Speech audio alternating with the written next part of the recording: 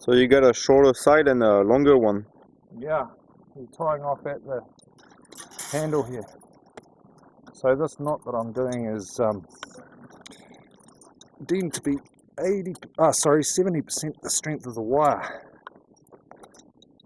which isn't too bad. It doesn't slip, and you can use it on short strains, and it comes up pretty neat.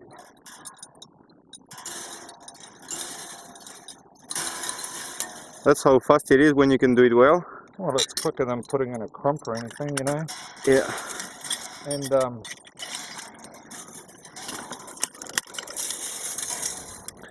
my wire strainers are rusty because nobody seems to be able to build good wire strainers these days that don't slip.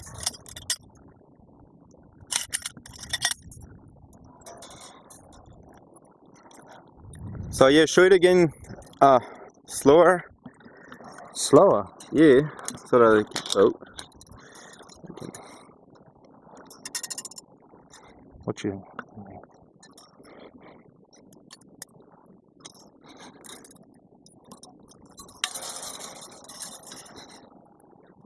Yeah, around the first, and then a loop, and around the second.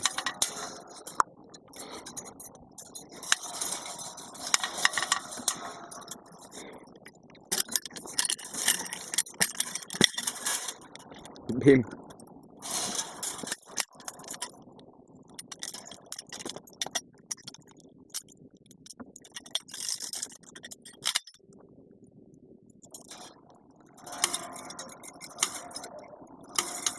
Each of these wires is tension to around 150 kgs,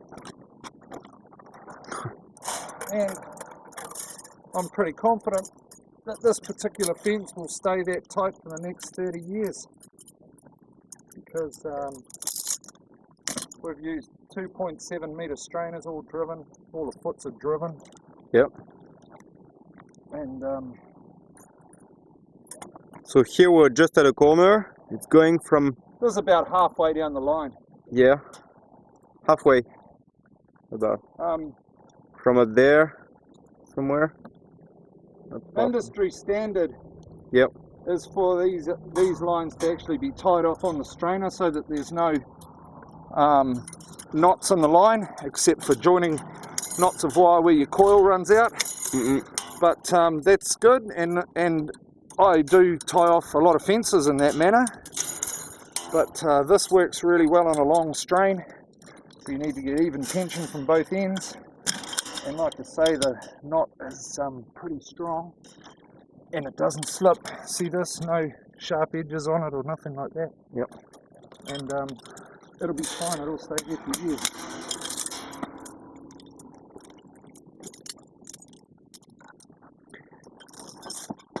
Then you gotta put some buttons on everywhere. Three for every panel. Yeah. So this is a 9-wire fence, and it's a pretty standard fence for New Zealand conditions.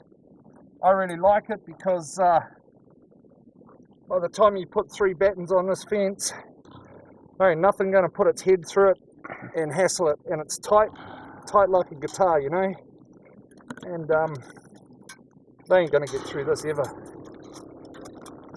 And then that means that I can finish this job and walk away, and she'll be as good as you like, you know.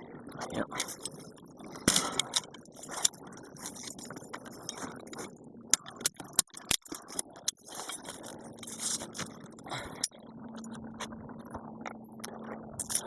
Those were the 5 first and the last 4 in here. Yep. Yep. I set the strainers so that all the knots fall in a row, as good as you can get. But the reason for that is when we come to batten this fence, there's going to be a batten here and another one here, so all of those knots are going to fall down in the middle. And it's not hard to change the strainer to do that. Oh yeah? But you gotta think in advance where you put your nuts, Yeah, because of the buttons. Of course, yeah. Yeah. So I'm just trimming off here what I need to work with. The rest is just surplus. So this is about how much wire we've pulled out of the strainer fence. Yeah. So if you have a look along here, we've built around 200 meters here. Between the two which strainers, is, both ends. Nothing like, this is the last of about 1.2 kilometers that we've built in this particular job. So it's a relatively short strain. And the rest of them are around between 300 and 400 meters, which some people would consider quite long for one strain, but I'm a real fan of having a long strain because it takes advantage of the elasticity of this wire. It's just like a piece of elastic, really. I mean, we're dealing with high tensile wire. Yep. 2.5 mil, and a little short piece like this feels very hard, but over a great distance it becomes very elastic, and you've got to take advantage of that so that if you do have something move in your fence line, for example if a foot comes up, that wire's not going to lose much tension. But of course you try to set it up so you can't do that. We've had trials on this job. There's been a lot of angle posts to put in, which is like this one here, and 3 of them we had to blast.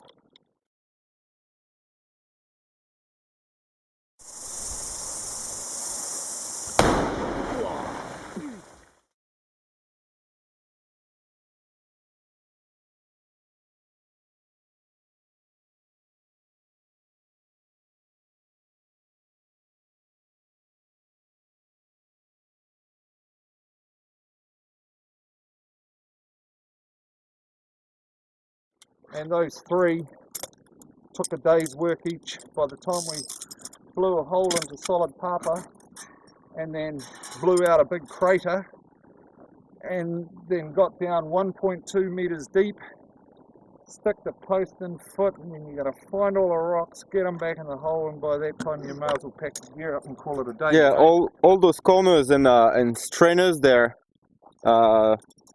deeper in the ground than over the ground, longer under. This one here is the same length in the ground as it is out. Yeah. But all the ones at the end of the line are, how far are they in the ground? 1,500. Is that right? 1,300. Shouldn't move with this, huh? You hope Normally. not, but some of this pussy ground around here is letting us down a bit. We've got to make sure that we put foots on them, and we're lucky that we're doing this job in the winter time, well, you know, wet season anyway, so that it makes us think really hard about putting foots on that aren't going to move. Yeah. Because you can get fooled in the summertime by coming around and thinking, oh, it's nice and dry here. We can just put a little foot on and away we go.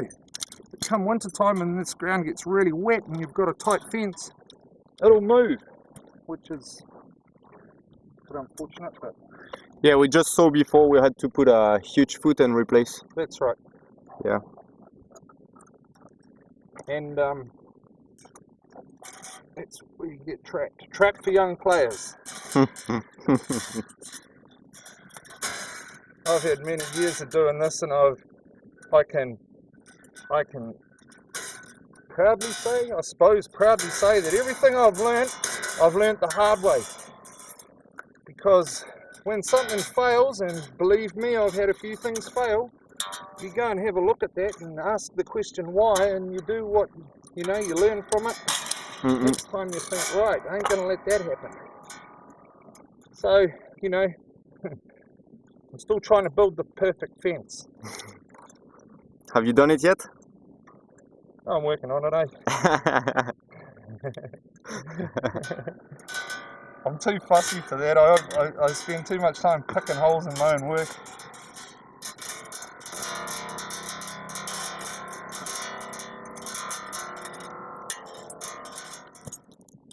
And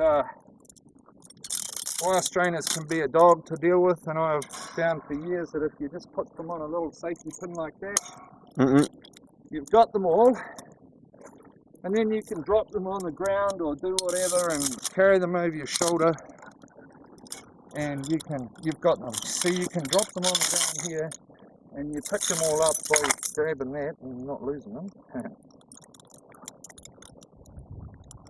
Good, because I wanted this one at the front anyway. Easy to deal with. Yeah, whole bunch. Whole bunch. That can be pretty heavy to carry I used uphill. to have 20 of these, but yeah, 10 together as a load. I used to have 20, but useless buggers that I've had working for me over the years have lost them. Is it expensive, a strainer like this? Oh, I think they're over $100, $130 or something each now. Yeah. And what annoys me is, you know, there's two main companies who make wire strainers in this country, and they still haven't got them perfect.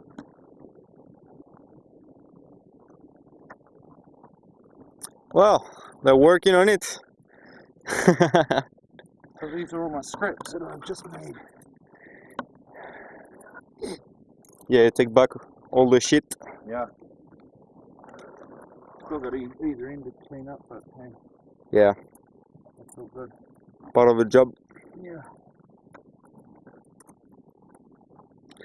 Well, yeah, good. So just battening for this one and it's done. Well, you know, this fence is stock-proof now, but battens will just trip it off nicely, you know.